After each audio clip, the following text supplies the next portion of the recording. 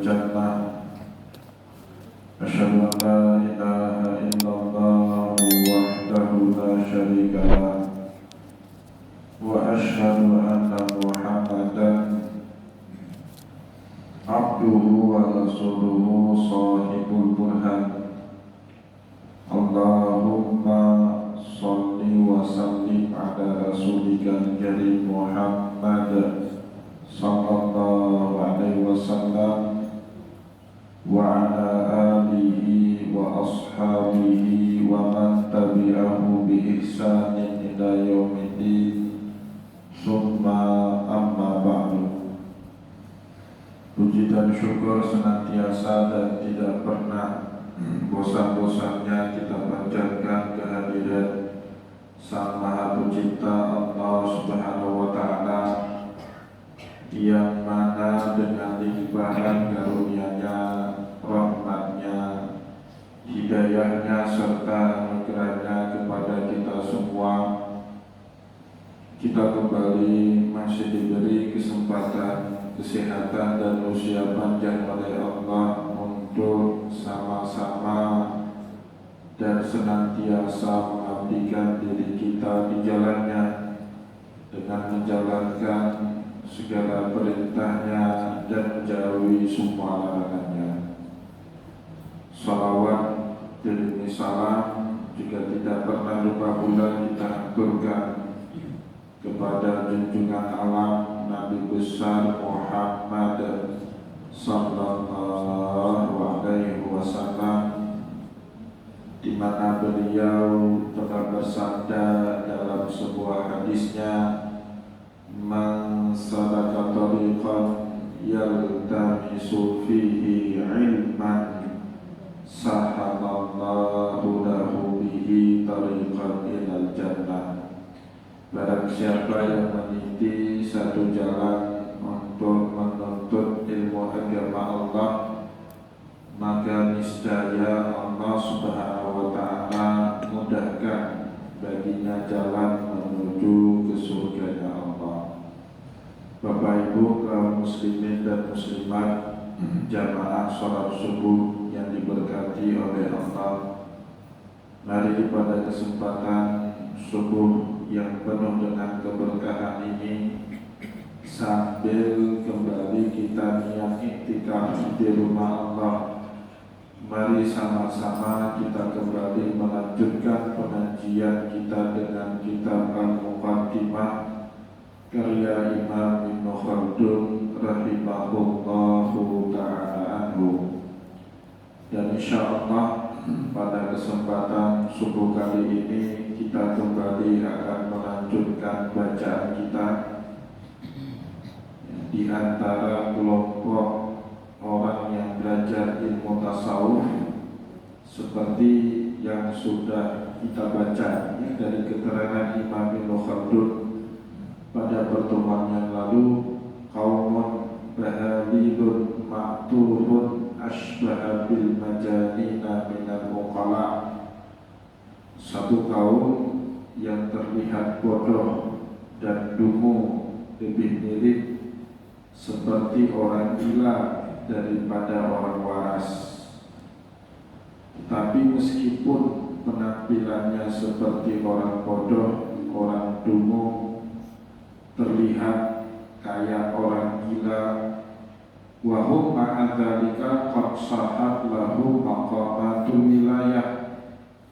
Di dalam ilmu tasawuf tervalidasi status mereka itu sebagai para walinya Allah, para kekasihnya Allah, walaupun tampilannya seperti orang gila. Wa ahwalu siddiqin, dan perilaku-perilaku mereka itu perilaku-perilakunya siddiqin. Wa alima dzalika min ahwalihim man yafhamu anhum min ahli dzuk, dan itu hanya dikenali ciri-cirinya mereka, perilaku-perilakunya mereka oleh ahli dzuk yang punya kedalaman spiritual yang sama dengan mereka. Ini seperti yang dikatakan oleh Rasulullah dalam sebuah hadis, waliyu illa wali.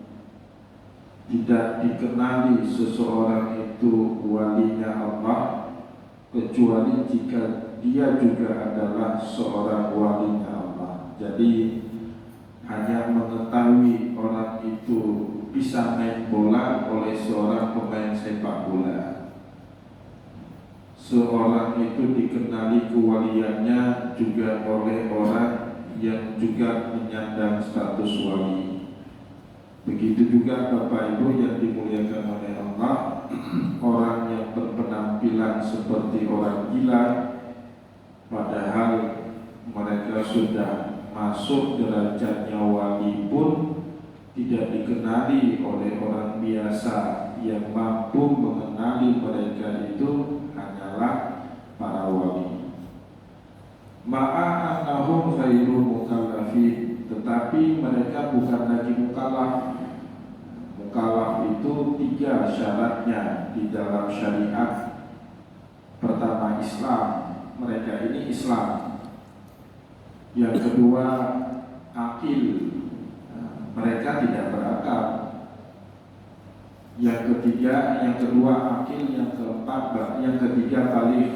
Meskipun mereka balik dan Islam, tapi karena mereka tidak berakal, mereka tidak wajib untuk menjalankan perintah-perintah yang ada di dalam syariat. Jadi sebab mereka tidak sholat itu bukan karena mereka sok-sokan dan mau sholat. Karena siapapun yang masih memiliki 3 hal tadi, masih ada Islam di dalam dirinya, masih berakal dengan sehat, dan kemudian masih balik, sudah balik, maka wajib bagi siapapun yang punya 3 hal tadi untuk mengerjakan perintah-perintah Allah yang ada dalam syariat. Salah satu dari 3 tadi tidak ada sama diri seseorang, wahum ghairu mukallafin, maka semenjak itulah orang itu bukan lagi mukallaf. Kira-kira bisa dipahami Bapak? Jadi jangan memahami ada orang nggak sholat ini udah wali karena memang dia sudah terbebas dari perintah sholat. Enggak, mereka nggak sholat karena gila Pak, akalnya nggak sehat gitu. Nah, itu yang menyebabkan orang nggak wajib sholat. Seandainya saya hari ini tiba-tiba gila kesadaran, nah wajib semuanya loh. Bukannya karena Ustaz Mizal itu udah mau lagi sholat, udah melampaui semua derajat, enggak, karena memang udah hilang akal saya. Atau mudahnya gini Bapak Ibu, saya masuk rumah sakit keras, demam parah, nauzubillah min dzalik lah, tapi ini contoh supaya Bapak-bapak paham ya. Tiba-tiba hilang kesadaran saya, sebulan saya hilang kesadaran Bapak Ibu, di opname di rumah sakit, nggak sadar ya. Apakah saya wajib sholat? Kalau nanti bangun wajib qada? Wajib qada enggak? Nggak wajib qada Bapak Ibu. Kenapa? Karena nggak ada akal waktu itu. Saya stroke masuk rumah sakit. Pak Pur, orang stroke itu akalnya masih hidup. Ini orang kesehatan masih. Orang stroke akalnya masih bisa mikir. Ini yang bisa mikir. Stroke lumpuh, wajib sholat nggak saya? Wajib. Walaupun seperti mayat hidup di situ, tapi tetap wajib sholat. Ya. Perempuan Bapak Ibu saat sedang haid nifas wajib sholat. Wajib qada. Segampang itu memahaminya sebenarnya. Tapi di masyarakat kita dibuat seperti barang mewah itu wali, nggak sholat. Sama itu Bapak Ibu, sama seperti orang sedang pingsan nggak wajib sholat, sama. Nggak usah dibuat repot dalam memahami agama. Segampang itu dalam memahami agama ya. Jadi para wali itu tidak mesti harus waras akalnya. Enggak. Karena kewalian tidak terletak pada akal. Kewalian itu terletak pada jiwa yang sehat. Banyak orang pintar Pak, jiwanya sakit banyak. Ya, contohnya doktor, profesor, tapi ayahnya digugat, dipidana. Orang sakit mental itu menurut saya. Kan ada dokter titelnya. Kurang pintar apa itu dokter itu Pak? Capek sekali ngambil S3 itu. Harus meneliti dan meneliti disertasi berbeda dengan meneliti tesis, dengan meneliti skripsi. Capeknya setengah mati itu buat disertasi ya. Tapi tetap ada orang yang bertitel dokter jiwanya tidak sehat. Ada Pak. Contohnya dokter-dokter yang melaporkan, yang mempidanakan orang tuanya sendiri ke polisi, itu mentalnya tidak sehat. Walaupun ilmunya banyak. Nah, jadi kalau ilmu itu orang terdidik, dasarnya akal.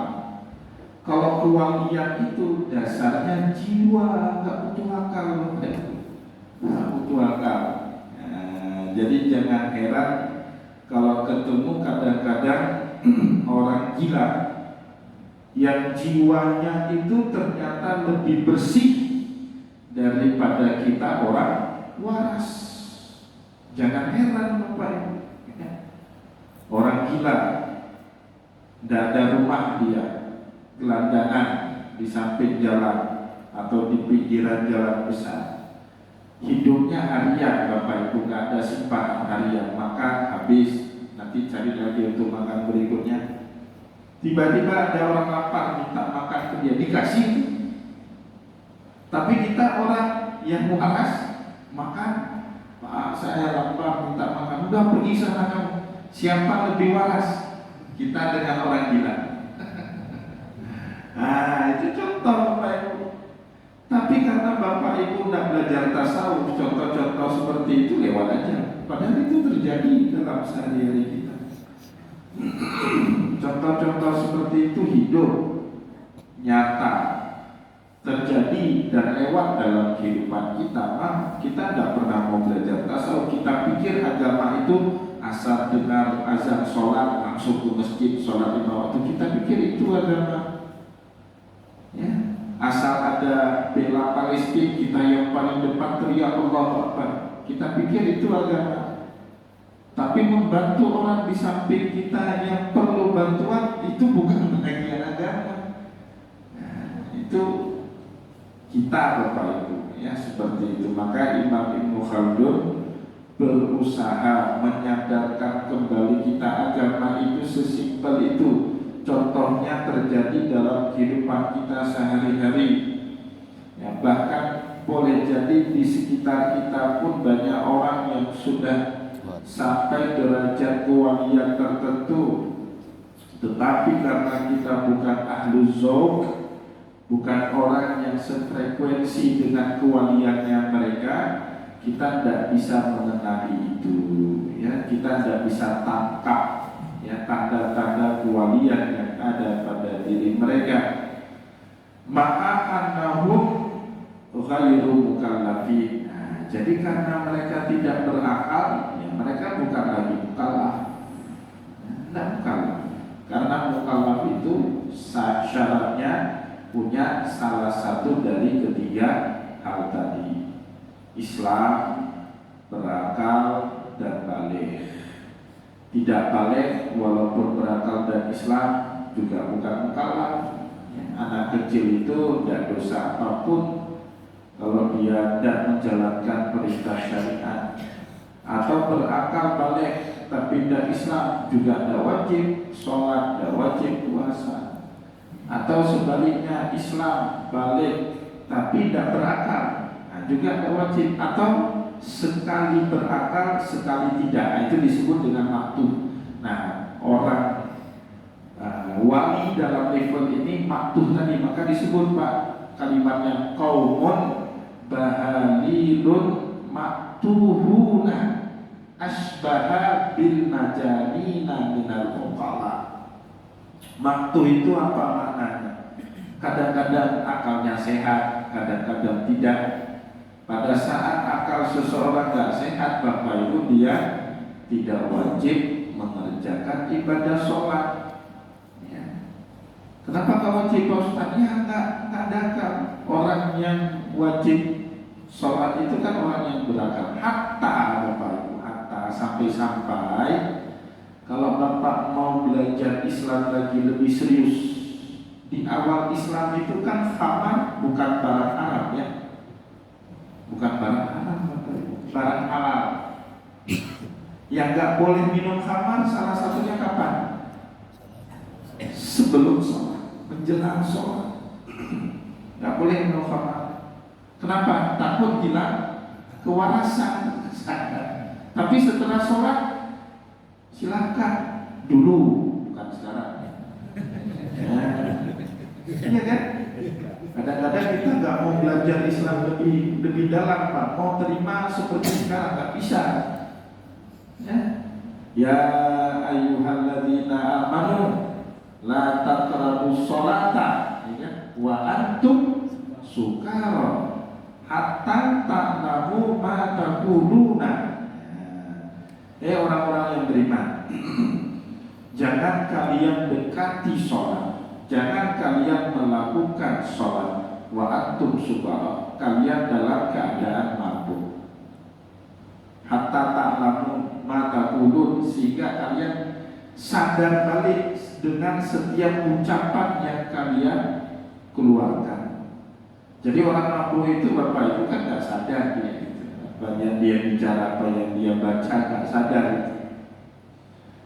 Nah, kalau nggak sadar berarti jangan sholat dulu, nggak ada kewajiban sholat, Bapak Ibu. Nah, jadi kalau bapak-bapak, ibu-ibu besok-besok dengar dimanapun, kan di zaman sekarang disebut dengan era disrupsi informasi. Ini ada wali, nggak lagi wajib sholat. Jangan heboh, Bapak Ibu, itu tidak ada bedanya dengan perempuan yang nggak wajib sholat sedang datang haid. Perempuan pun nggak wajib sholat sedang datang haid, sedang datang nifas. Atau seperti tidak wajibnya sholat kita saat kita sedang pingsan opname di rumah sakit, tidak wajib sholat.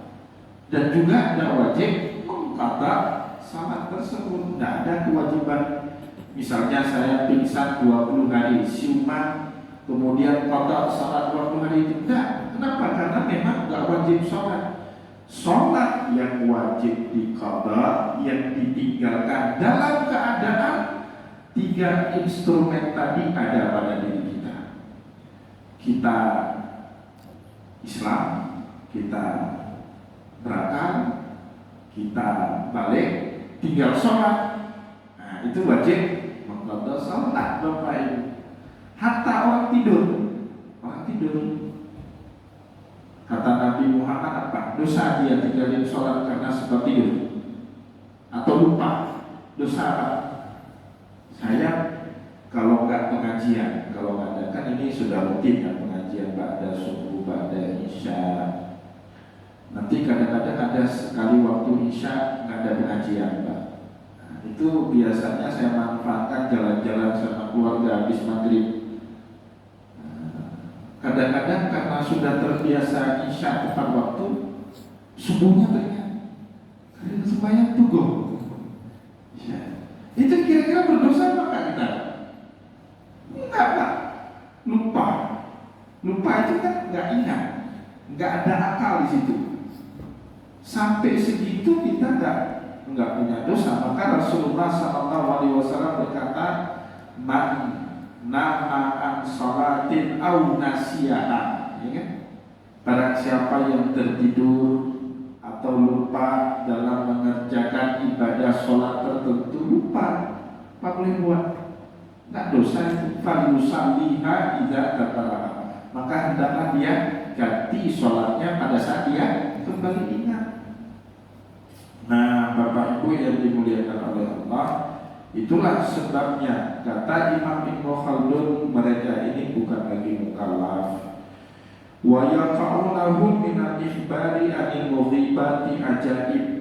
Ya, dan mereka ya seperti tadi, orang yang jiwanya bersih ya, hanya mengosongkan segala keinginan dari keinginan diri, yang muncul adalah kehendaknya Allah.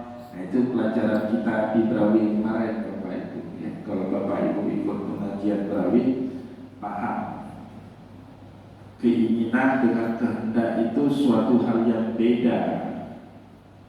Keinginan itu suatu yang muncul dari kekurangan yang ada dalam diri. Selama manusia masih banyak keinginan dalam dirinya, semenjak itulah frekuensi manusia itu selalu dalam gelombang rendah. Kenapa kita ingin ini, ingin itu? Karena kita belum punya. Belum punya itu maknanya apa? Kekurangan ya. Hari ini kita mau punya atau kepingin atau mau beli mobil baru, karena belum punya mobil baru itu. Jadi selalu Bapak Ibu, keinginan itu muncul dari rasa kurang yang ada dalam diri kita.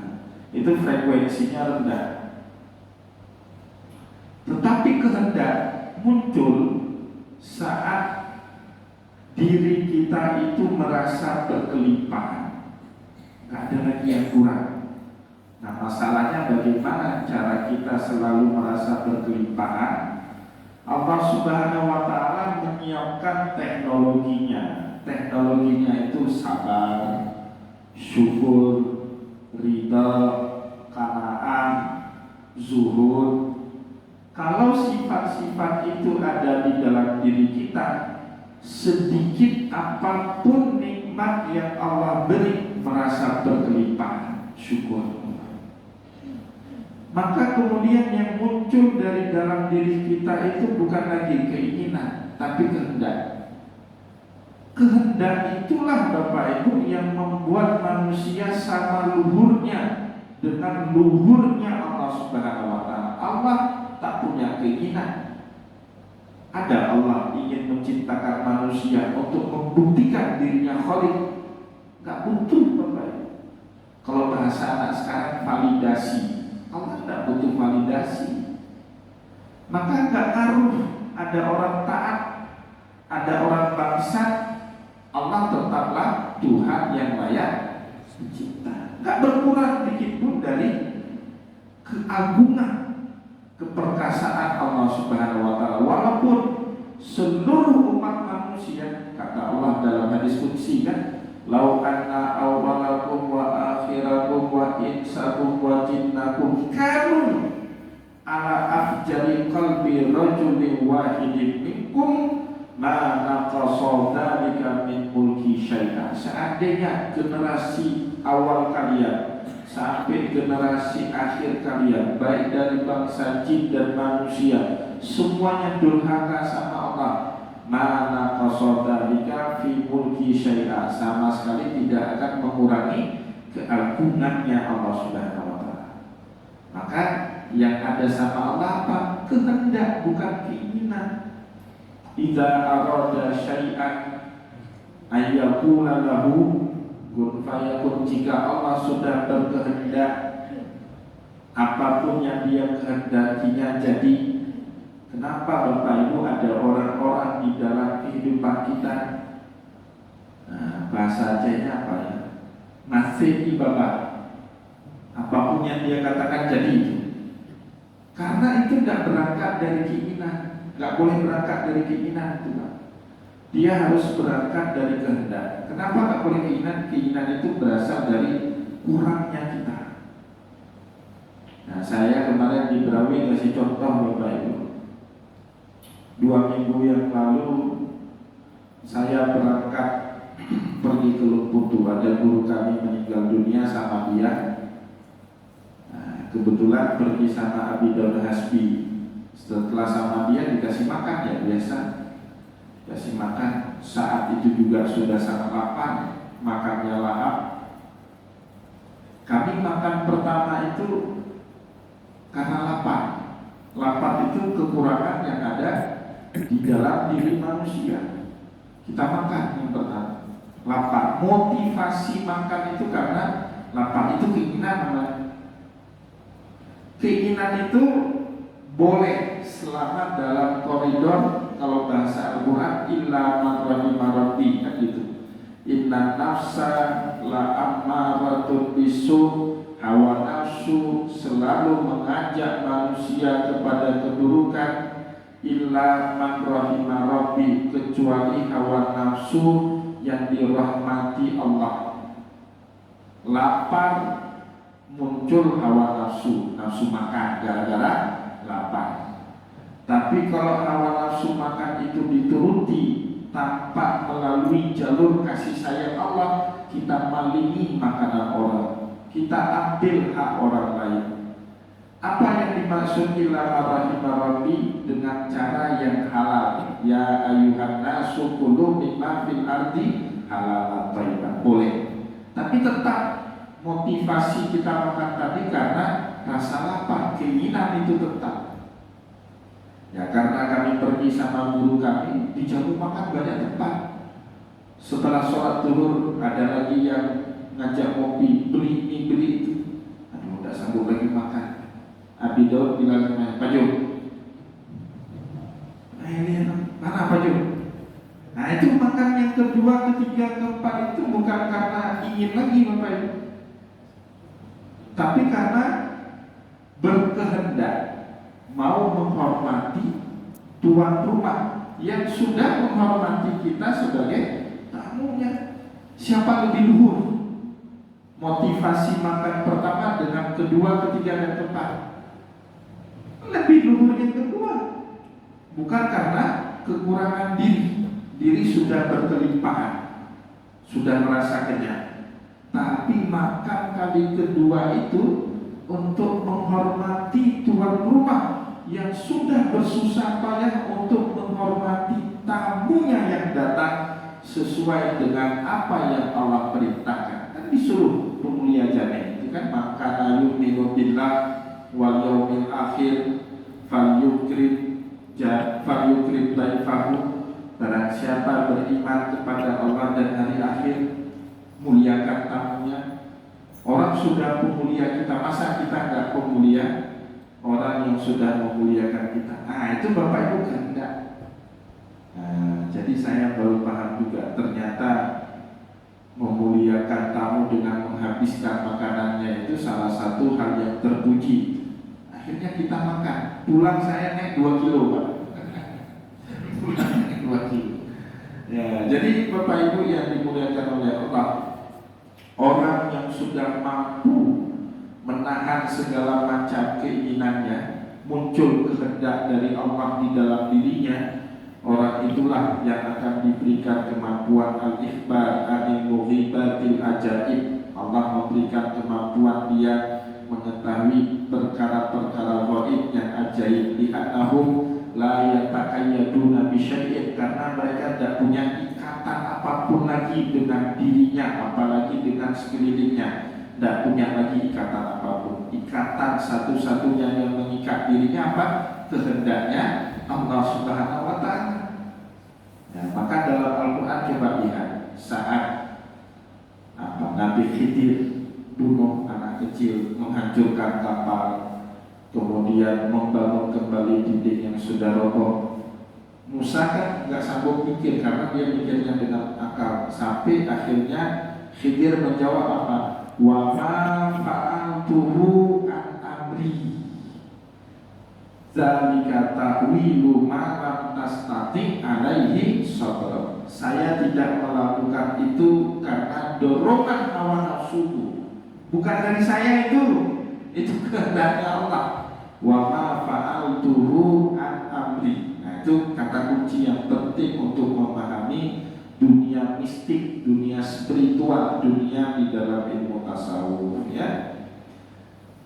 Ya Bapak Ibu yang dimuliakan oleh Allah, wa rubbama yunkiru al-fuqaha. Nah ini yang belum kita baca kemarin ya. Wa rubbama yunkiru al-fuqaha annahum ala syai'in min al-maqalati. Ya, para fuqaha, para fikih boleh jadi mengingkari adanya kedudukan wali dalam makam seperti ini.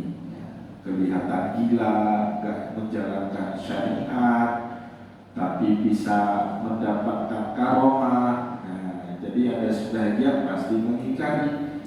Ya, tetapi bagi kita yang sudah belajar kitab Muqaddimah, tidak perlu kita ingkari Bapak Ibu, karena gak sholatnya mereka itu bukan barang mewah sebenarnya. Suatu konsekuensi logis ketika tidak ada salah satu dari 3 syarat mukallaf, ya gak wajib sholat. Sama seperti tidak wajibnya sholat mereka yang sedang pingsan, tidak wajibnya sholat seorang perempuan yang sedang datang haid dan nifas. Jadi Allah itu punya cara Bapak Ibu, ketika orang menganggap suatu peristiwa itu mewah, disederhanakan oleh Allah dengan peristiwa pembanding. Itu cara Allah dalam Al-Quran. Nabiullah Isa itu kan keren sekali itu, lahir gak punya ayah kan mewah sekali Pak, karomah mewah sekali itu, sehingga banyak orang menuhankan Isa alaihissalam. Tapi kata Allah itu bukan barang mewah, itu oke bahasa kita. Maka Allah berikan peristiwa pembanding. Inna mathala Isa indallahi kamathali Adam. Alah, Isa itu sama aku sama kayak Adam itu, bahkan keren Adam lagi. Adam gak ada ayah, gak ada ibu, Isa masih ada ibu. Nah, jadi Allah menyederhanakannya seperti itu. Kadang-kadang kita Pak, karena gak ada ibu, wah kaget. Maka kata orang Jawa itu ojo kagetan. Jangan mudah jadi orang kaget, harus jadi orang tenang, ya kan? Allah menyamakan dengan peristiwa pembanding. Inna masalah Isa indallahi kamathali Adam khalaqahu min turabin tsumma qala lahu kun fayakun. Adam itu dicipta dari tanah, kemudian Allah meniupkan ruh, kun fayakun, jadilah Adam menjadi manusia pertama yang gak ada ayah dan gak ada ibu. Gampang, segampang itu. Nah, ada lagi yang bilang, oh Isa hebat, bisa menghidupkan mati, yang mati bisa hidup, yang sakit bisa sembuh, yang buta bisa melihat. Hebat sekali Isa itu, harus kita jadikan Tuhan. Allah kasih peristiwa pembanding yang lain supaya manusia gak terjebak mengkultuskan Isa. Apa kata Allah dalam Al-Quran? Mal Masih ibnu Maryam illa rasulun qad khalat min qablihi rusul wa ummuhu siddiqah kana ya'kulani ta'am.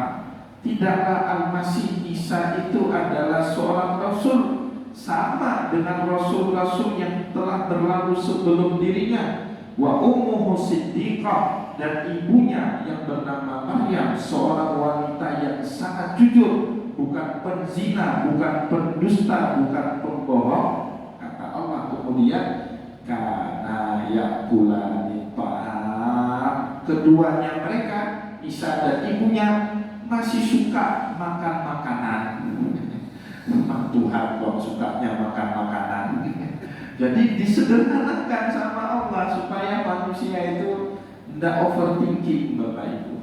Kita, apalagi orang Aceh itu, kalau udah lihat wali bisa ini bisa itu nggak sholat, waduh udah karomah nih, udah pasang di kuburannya kemenyan, pasang biasa, itu fenomena biasa sebenarnya ya. Tidak ada suatu hal yang harus di luar biasakan ya. Tetapi kita juga nggak bisa ingkari itu, bahwa itu ada di dalam dunia tasawuf ya. Nah, maka Imam Ibnu Khaldun mengkritik sebagian ulama, sebagian fuqaha yang mengingkari peristiwa-peristiwa itu. Lama yarawna min suquti taklifi anhum, apalagi saat ada yang mengatakan mereka tidak lagi wajib taklif, tidak lagi wajib menjalankan perintah syariat. Pasti ada ulama fikih yang berkomentar, Nabi aja sholat. Itu cara membandingkannya salah Bapak Ibu. Nabi itu sehat akal lahir batin itu. Ya, ini orang gak sehat akal, apa yang dibandingkan sama Nabi? Nah, maka pada pertemuan yang lalu kita bilang orang yang dalam dunia ini tidak boleh ada pengikut. Kalau bapak ibu yang waras ikut orang gak waras itu siapa yang gak sehat? Yang ikut kan? Ada anjing menggonggong, terus kita gonggong juga sama anjingnya. Nah, siapa sebenarnya yang anjing, siapa manusia? Kita yang menggonggong anjing itu kan yang nggak benar. Anjing memang tugasnya menggonggong, data kita manusia gunggung seperti anjing. Itu siapa yang nggak waras itu ya? Nah, sesimpel itu Bapak Ibu sebenarnya ya. Tapi sering itu kan jamaah habis pengajian nanya, saya nggak bisa jelaskan panjang lebar kalau nanyanya sambil ngopi. Kenapa? Kopi saya nggak enak nanti. Kopi saya jadi nggak enak. Jadi aneh juga jamaah kita itu tanya yang berat-berat lagi kita lagi enak makan. Nggak enak nanti kopi saya. Begitu pas kena materinya ini baru saya jabarkan panjang lebar. Kalau nggak cuma saya senyum-senyum aja itu. Nah, gitu ya. Karena susah kita jelaskannya panjang lebar kan. Nah, Bapak Ibu yang dimuliakan oleh Allah itu ya, jadi cara memahaminya seperti itu. Lama yarawna min sukuti taklifi anhum, sebagian ulama fikih meronta jiwanya. Hana adanya dalam Islam. Kenapa? Karena nggak sholat mereka, Nabi aja sholat. Itu cara membanding yang salah. Mereka nggak sholat karena memang bukan ahli taklif. Pumo, panina wajib semaya, ya kan? Nah, tetapi kok Pumo bisa jadi wali? Karena kewalian nggak letaknya di akal, tetapi di jiwa. Orang yang jiwanya bersih, Bapak Ibu, punya potensi dia jadi wali. Ya, meskipun akalnya kadang sadar, kadang waras, kadang nggak waras, kadang waras. Nah, itu permasalahan kewalian bukan pada akal, tetapi pada jiwa. Wal wilayatu la tasulu illa bil ibadati wa huwa khalat. Dan pandangan para ulama fikih yang menyatakan kewalian itu hanya bisa dihasilkan dengan ibadah itu salah besar. Bapak Ibu pernah dengarkan cerita Nabi Muhammad masuk orang, terus orang itu dibilang sama ini, itu ahli surga, ada kan hadis itu. Nah, sampai akhirnya Abdullah bin Amru bin As itu pura-pura mau nginap ke rumah dia, mau lihat amalan apa yang dia lakukan. Kan ada itu hadisnya itu. Ternyata dilihat amalannya biasa aja. Nggak ada sholat, nggak ada sholat wajib ya, maksudnya sunnahnya nggak ada, kadang-kadang nggak biasa seperti orang pada umumnya. Tapi Rasulullah menyebut dia penghuni surga sampai 3 kali masuk. Apa kata orang ini kemudian di akhir kisah itu? Fulan, saya sebenarnya ingin nginap di sini cuma mau lihat amalan apa yang kamu lakukan. Ternyata nggak ada istimewanya. Kamu tahajudnya kadang ada, kadang enggak. Lebih sering saya tahajud. Nah, apa kata orang ini kemudian? Oh, saya pernah dengar dulu Nabi bilang gini. Ini istata'ta antusbiya wa tumsiya wa laisa fi qalbika ghisyun li ahadin fa'al. Jika kamu sanggup baik di waktu pagimu ataupun di waktu petangmu, kamu tidak ada rasa dengki, tidak ada rasa marah kepada orang lain, lakukan itu. Maka saya tidak pernah mau punya rasa dengki, marah, curiga, dendam sama orang lain. Nah, maka kata Abdullah bin Amru bin As, wadhalika fa'al, itulah yang kamu lakukan dan itu yang tidak bisa kami kerjakan. Itu yang membuat orang kewalian itu ternyata bukan semata-mata ibadah. Maka kata Imam Ibnu Khaldun di sini, wal wilayatu la tasulu bil ibadati wa huwa ghalat. Pandangan sebagian ahli fikih yang mengatakan pangkat kewalian itu tidak mungkin bisa diperoleh kecuali dengan memaksimalkan ibadah, wa huwa ghalat, itu salah total. Karena di dalam fakta hadis Tidak seperti itu. Ada orang yang mencapai derajat kewalian bukan dengan ibadah, tetapi dengan nggak ada rasa dengki sama orang lain.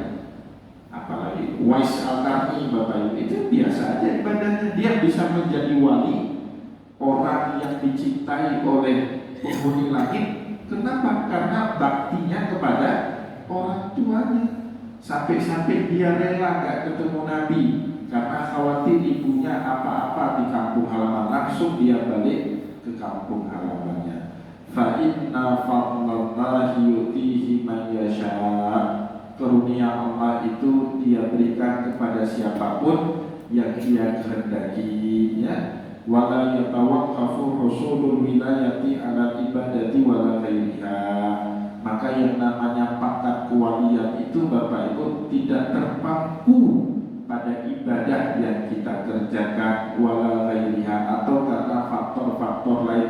Itu senang-senangnya Allah mau kasih itu kepada siapapun yang mau dia anugerahkan pangkat kewalian tersebut. Bapak Ibu kaum muslimin dan muslimat jamaah pengajian yang dimuliakan oleh Allah, semoga apa yang telah kita sampaikan pada kesempatan subuh ini bermanfaat, ya, kepada kita semua. Semoga dengan ilmu ini makin banyak kita bisa memahami. Ya, tanda orang paham apa? Dia bisa memaklumi, tidak berontak. Itu tanda orang paham, Bapak Ibu. Tanda orang nggak paham, seorang guru, coba lihat guru. Pernah lihat guru ngajar kita dulu, Pak? Itu kan anak murid SD itu bodoh-bodoh semua itu kan. Tapi guru dikit-dikit ya, tanda dia ilmunya lebih tinggi dari muridnya. Tapi yang berkerut kening itu kan murid. Jadi Bapak Ibu yang sudah belajar tasawuf seperti ini, keluar dari sini masih melihat fenomena kerut kening, berarti belum berilmu. Mohon maaf, salah, itu belum berilmu. Kalau sudah berilmu dia bisa nerima, oh pokoknya ketugasnya menolong. Oh beliau masih dalam tahap ini. Itu tanda orang berilmu, bisa memahami semua itu, Bapak Ibu. Fungsi ilmu kan memahami. Tapi kalau kita habis belajar makin kesal sama orang, semua yang kita lihat salah, yang benar cuma kita, itu ada yang salah dengan ilmu kita itu. Ada yang salah, ya. Nah, inilah pentingnya kita punya ilmu. Kita makin bisa memahami orang. Ketika kita makin bisa memahami orang, makin banyak teman, ya kan? Makin banyak teman, makin banyak rezeki, Bapak Ibu, ya, makin banyak sahabat. Nah, itulah kenapa Islam itu membawa banyak keberkahan dengan ilmu yang kita pelajari. Semoga apa yang kita sampaikan pada kesempatan subuh ini bermanfaat, ya, kepada kita semua. Saya mohon maaf jika ada yang tidak berkenan. Wallahu muwaffiq ila aqwamit thoriq wa nasrul min Allah wa